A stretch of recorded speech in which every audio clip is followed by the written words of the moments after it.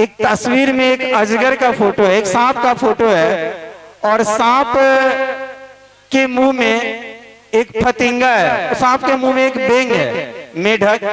सांप के मुंह में मेढक है और मेढक जो है वह फतिंगा पकड़ने के चक्कर में है। मेढक को यह पता नहीं है कि वो खुद सांप के मुंह में बैठा हुआ है। उस किताब में जो तस्वीर बनी हुई है उसमें सांप के मुंह में मेढक है और मेढक जो है वह फतिंगा, माने जो नहीं होता मेढक जो कीड़ा खाता है, मेढक मगन है कीड़ा पकड़ने में, लेकिन मेढक को यह पता नहीं है कि वह खुद सांप के मुंह में बैठा हुआ है। बस वही बात है हम लोगों के साथ कि हम लोग भी उसी काल के मुंह में बैठे हुए हैं। हम में से किसी को पता है कि आज इस पल है, अगले पल रहेंगे कि नहीं रहेंगे?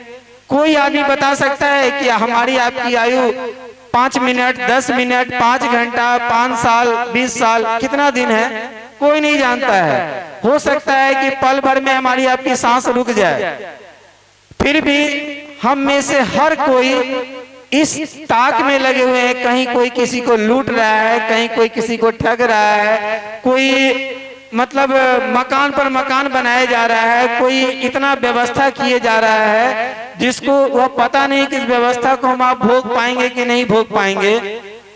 माने सब कुछ में हर व्यक्ति लगा हुआ है, लेकिन वह साहब लिखे हैं शिष्यानुभूति में कि अपनों की चिंता सताती है और अपनी यात्रा विस्मृत हो जाती है। हम लोग अपनों के लिए जीते हैं लेकिन भूल जाते हैं कि हमारा भी यह जो यात्रा है इसमें हम भी हैं, यह भूल जाते हैं। हम लोग बच्चों के लिए जीते हैं, परिवार के लिए जीते हैं, मतलब कि समाज के लिए जीते हैं, रिश्तेदारों के लिए जीते हैं, लेकिन उसमें भूल जाते हैं कि हमको भी इस धरती पर ज्यादा दिन नहीं रहना है। हमारा आपका भी जन्म हुआ है, हम आप भी चले जाएंगे, लेकिन जाने से पहले कम से कम एक बात तो सही करके जाइए। कम से कम लोग जो यह काम मिला है कि एक एक व्यक्ति के लोगों के दिलों में शिव के गुरु को स्थापित करने का प्रयास करिए। साहब हरिंद्रानंद जी जाते जाते उनका जो दर्द है, उनका जो दुख है, जो तकलीफ है, वह आओ चले शिव की ओर पुस्तक में पूरा का पूरा लिख करके गए हैं। कभी मौका मिले तो आप लोग आओ चले शिव की ओर का आओ चले शिव की ओर चैप्टर को पढ़कर लोगों को सुनाइएगा। साहब उसमें लिखे हैं कि शुरुआती दौर में महादेव से प्रेम होता है, खूब महादेव महादेव करते हैं, थोड़ी दूर चलने के बाद वह मोहब्बत तिजारत में बदल जाती है। हमारा आपका उसमें व्यापार नजर आने लगता है, हम आप व्यापार में लग जाते हैं, हम लोग मान सम्मान में लग जाते हैं। साहब उस पुस्तक में लिखे हैं कि एक जगह एक लाइन लिखे हुए हैं कि जो भी व्यक्ति शिव शिष्यता के राजमार्ग के पथिक होंगे, शिव शिष्यता का राजमार्ग का कहने का मतलब है कि शिव चर्च या जो शिव शिष्यता है, हरिंद्रानंद जी हमेशा कहते हैं कि उस महादेव के राजमार्ग पर चलिए, और राजमार्ग से होकर पगडंडिया भी जाती है। आप ही के इस गांव में जो मेन सड़क है, मेन सड़क से होकर के जगह जगह से रास्ता निकला है कि नहीं निकला है? निकला है ना, पगडंडी बोलते हैं ना। तो महादेव का राजमार्ग साहब श्री के बताए हुए 3 सूत्र पर चलने के लिए साहब ने जोर दिया है, और यह बोले हैं कि जो इस राजमार्ग के पथिक होंगे, मैं पथिक हैं और पथिक होंगे, मैं उनका पद पूजन करूंगा।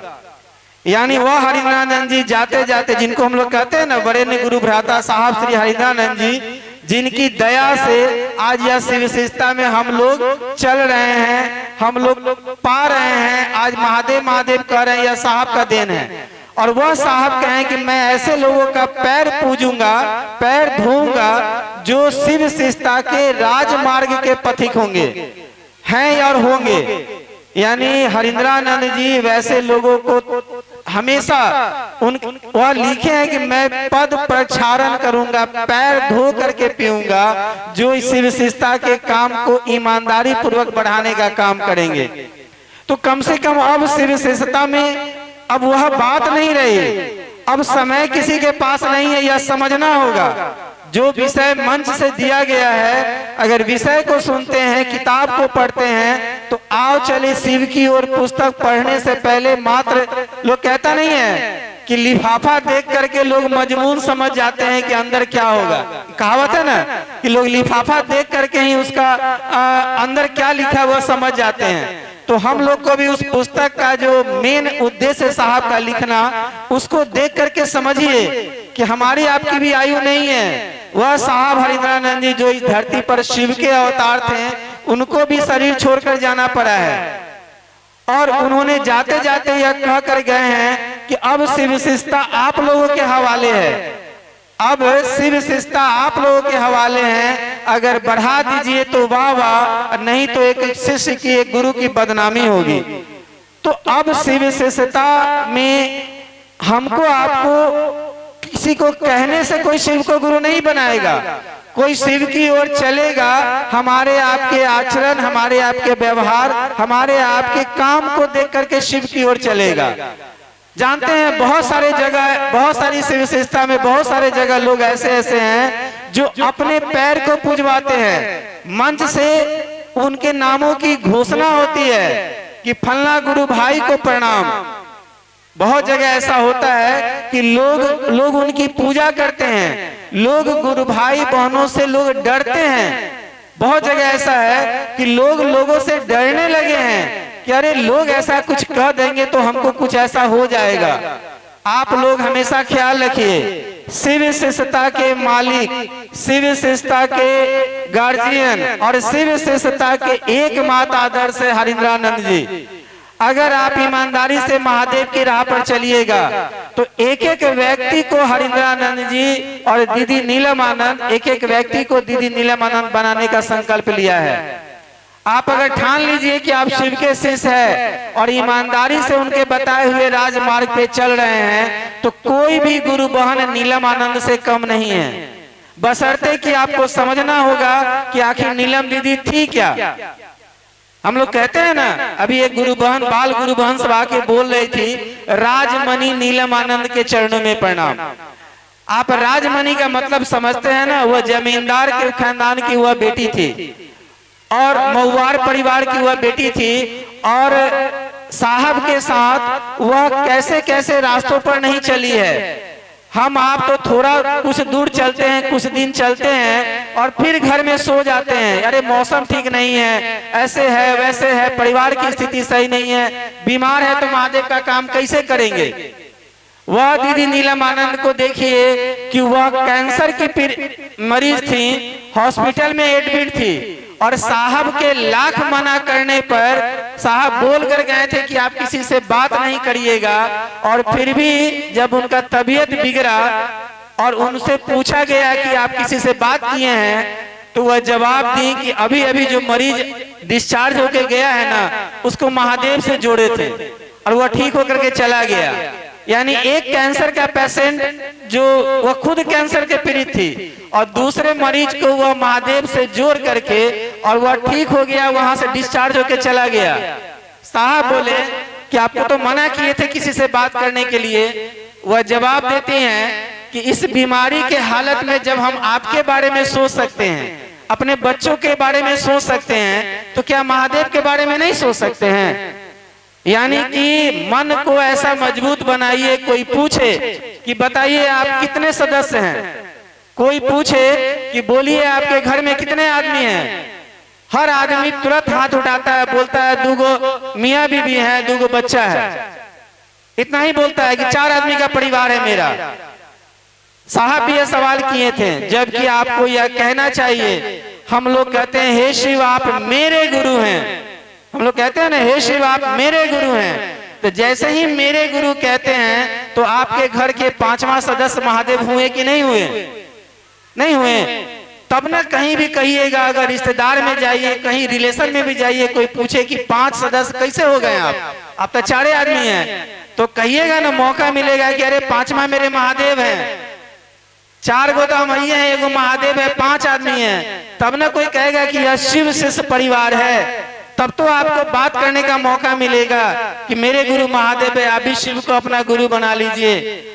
और अगर इस रास्ते पे चलते हैं तो वह दीदी नीलम आनंद की कहानी आप लोग जानते होइएगा कि लोग उनके पास मरे हुए लोग करके लेके आते थे, मरे हुए लोग को लेकर आते थे और साहब उनको भगा देते थे।